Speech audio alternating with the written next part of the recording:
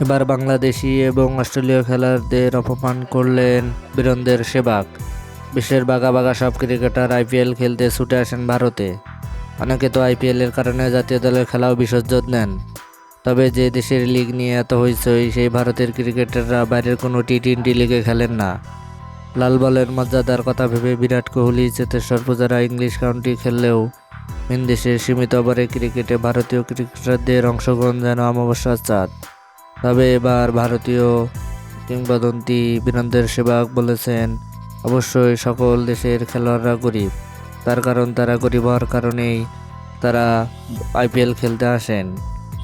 বীরেন্দ্র সেহবাগের এমন বেশভাস মন্তব্যে খেপেছেন অনেক ক্রিকেট বিশ্লেষক। তারা বলেছেন যে বীরেন্দ্র সেহবাগ এটা খুবই খারাপ করেছে। অন্য দেশকে গরিব আখ্যায়িত করে তার দাবি, প্রচুর টাকা আছে বলে ভারতীয় ক্রিকেটাররা অন্য দেশের লিগে অংশ নেন না।